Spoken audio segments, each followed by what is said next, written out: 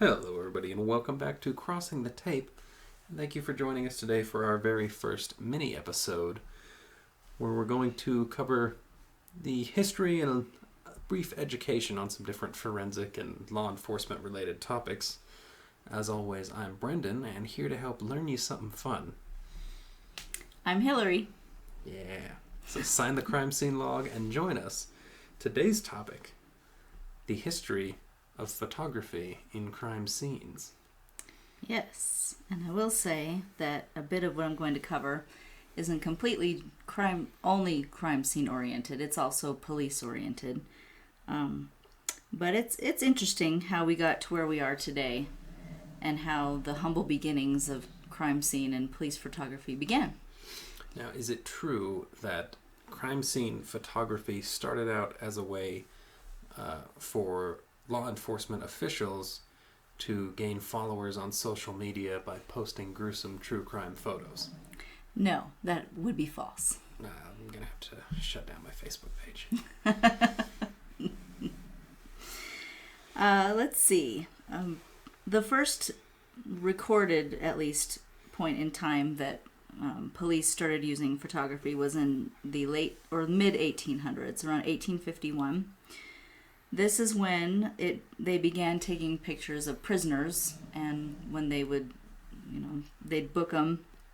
They started documenting. Ooh, the classic mugshot. Yes, the classic mugshot began then, and over time they saw the value of different types of photography in law enforcement, and that really took off in 1903.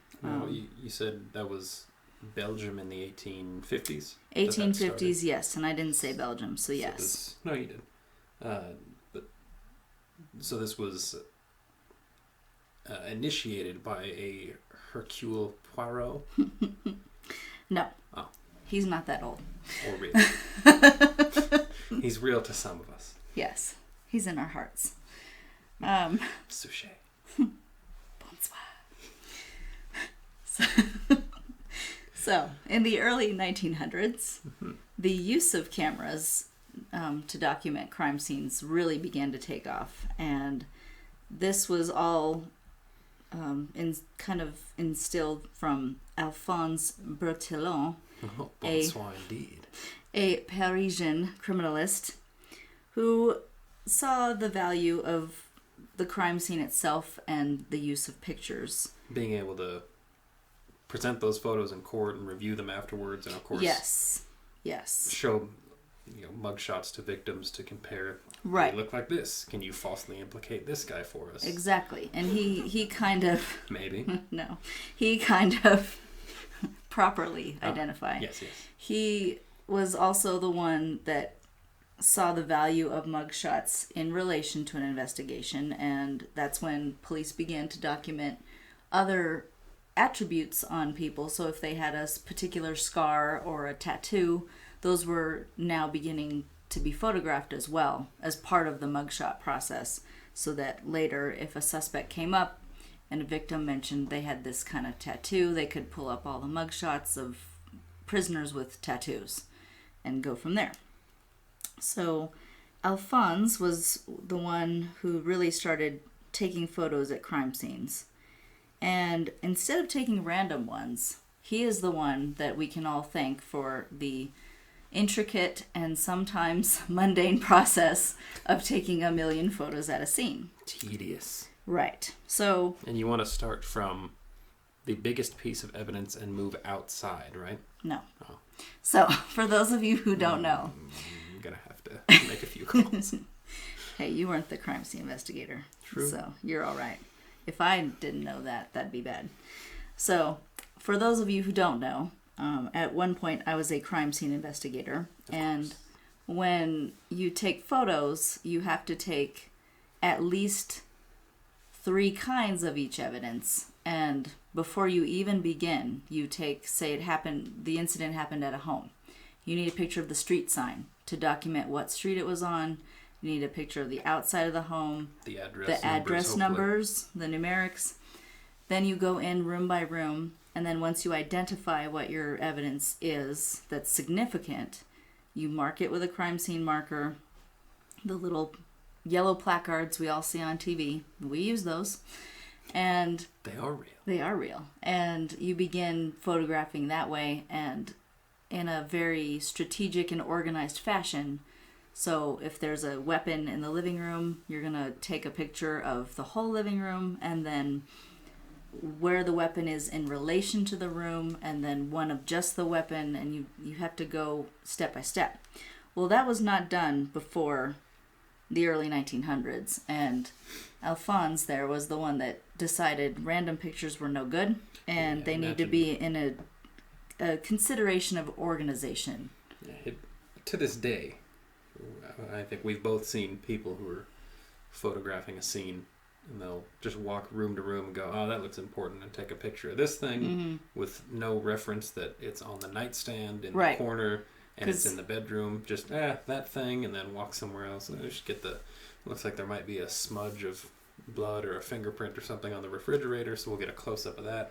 But there's no reference, and there's no measurements. That's the thing. There has to be a reference. And he also was the one who started incorporating measurements into things. You want those pictures to tell a clear story. Yes. That way, if for some reason the crime is not solved, then 50 years later, somebody could open up those pictures and walk right through the crime scene and re-examine it and know exactly what was where and why those photos were taken. Yeah. I have reviewed cold cases where I don't understand where the photo was taken or why it was important, or they thought it was important. Of a sock that's not mentioned anywhere in the report. Why is that sock there? I don't know. I wasn't there. Do we know? So if that sock is important, you need to document that. Yeah. So we can thank Alphonse Bertillon for the advancement of crime scene photos, and it really did make a big difference for taking photos with some forethought that it might be important. Well, and he also began to use a tripod too, which is something that often is used because when you take certain photos, especially the close-up one of a piece of evidence, usually it's at a 90-degree angle, and it needs to be done just so. And he was the one that recognized the angle of the picture makes a difference. And we've seen that in many cases. You in particular. Yes. Had one a while back. Yeah, I had one couple years ago, and someone didn't measure a shoe print properly, and they just did it really at an odd angle. They didn't put the L scale in the right place. I wasn't there. I was reviewing it later, and I couldn't tell if that shoe... When they took a picture of they found a suspect and photographed his shoes. Right, with no scale and at a terrible angle. Pattern appeared to be the same. Right, but I couldn't say it was for sure because I really didn't know if it was the same shoe size. Yeah. Because you and the I guy had little baby feet too. Yeah. Well, you and I have the same boots, and the tread looks exactly the same, but yours look like baby shoes. Mine are doll shoes, and his are not. But they're the same shoe, so that measuring aspect is very important. Let's see. So as time went on, we'll skip through to the 1950s. That was the next big marker of police photography. This is when everyone really began to take that documentation aspect of things really seriously.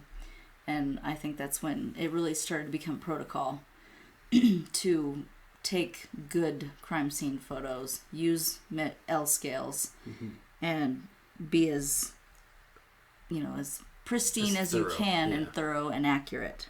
And what's better than photos? Right. Well, I will tell you.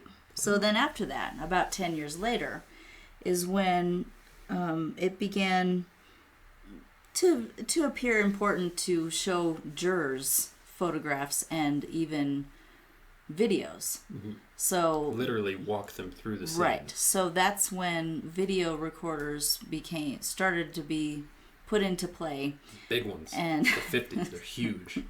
We're 60s now. Oh. But this is when they would start walking through, and I'm sure you've all seen old footage of, crime scenes, and they're walking through and they say actual footage. Well, that's when they really started doing that, because it took the jurors through the whole scene just as the investigator was going through it. And again, I'll reiterate here that video does not replace photos. You don't. If you're going, you should have both. Yes. But don't do one in place of the other. No, and if you cannot, for some reason, video it, then stick with photographs. Photographs are always going to be used. Video isn't always. It's best to have both, but you don't have to. Mm-hmm. That's why body cams are so beneficial these days, because it kind of does half the work for you. If you've been at the scene the whole time, there's footage of your entire interaction there, and then you go through and get your photographs as well. Right. Then you only need to make the one pass for the photos. Right. So with crime scenes, it really took off with the video aspect, and before I get too much into modern technology, I will say that the progression of the type of camera has really come a long way. For a while, investigators were using Polaroids, which and shaking them. They're not great. I mean, the quality's not great. No, and they're easy to screw up. Yes, but you at least know right away that you screwed it. Right, but the sad thing is that those. I don't remember. I used to have a Polaroid. I believe, though, it only took 10 pictures. So then, I think every case I have seen that is a cold case and has Polaroids, there's not a ton of them, and I think the investigators were afraid to waste them. Right. It's like, well, that picture's good enough. Well, hindsight, no. Should have been able to take another. You should have gone through as much film as possible. But can't those also kind of deteriorate over time? Yes, they can yellow, and they can really, I've seen pictures that at one time it was probably a pretty good picture, but now it's yellowed, and I don't know if that yellow and dark, and I don't know if that yellow is part of the crime scene or bodily fluid, or if it's just the picture. Of the scene, yes, or just you're looking at a 50-year-old photo. Right. So then they advanced to digital point and shoots, is how we usually refer to them. And some agencies still use them that are, they don't have the bigger budget to get a proper one. And those don't do badly as long as you do it right. And sometimes, I can tell you, it's real hard to do it right with those. Yeah. Sometimes you get 9 pictures of the same thing, and each one is worse than the last. Right. So the best kinds are digital cameras that are a little more modern and used for professional photography, and those are the ones that are the most commonly used now. But aside from those, the future is now. The biggest advancement in at least crime scene photography is the use of 3D scanners, and with these, prior to that, and they're still popular enough. There are some software programs that take your standard digital camera photos and you can stitch them together and kind of make your own walkthrough just as a videotape, but with the software stitching your photos together. And those are pretty cool and helpful. However, 3D scanners take that to a new level.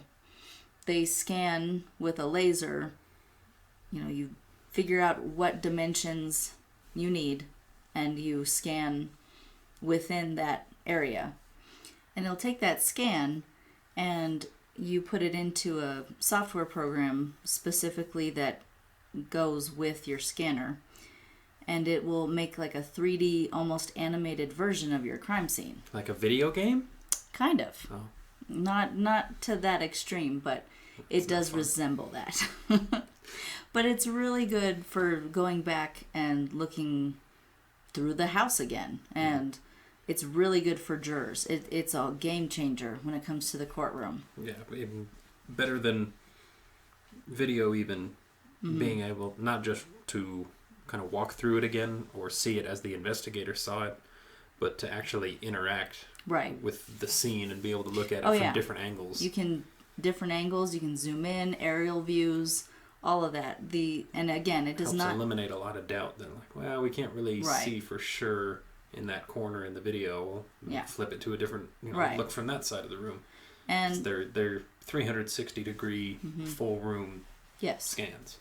it does not replace photographs, though. You still have to take photographs, and those scanners, only some departments have them. They're about $2 bazillion. It seems like it, but again, they don't replace photographs. They're just an additional tool, but it is something pretty cool that's, makes you realize how far we've come that way. Yeah, from 1850s big black and white mugshots to a 3D digital scan Yes. of a crime scene that you can move around and play with. Right. It's pretty incredible. It makes you wonder what's 10 years from now, 20 years, 50 years. Yeah. What's next in coming? Well, you'll hear about it here, I'm sure, on Crossing the Tape. Indeed. And I think that wraps up the mini episode. You are all now certified crime scene photography experts, right? No. Oh, Not at all. No. No. Certificates are You're not in not the mail. you're not certified anything. No. This is just for You're a certified listener. Yes. You're a certified listener and you've had some edutainment. Yeah. Certificates are not in the mail. No.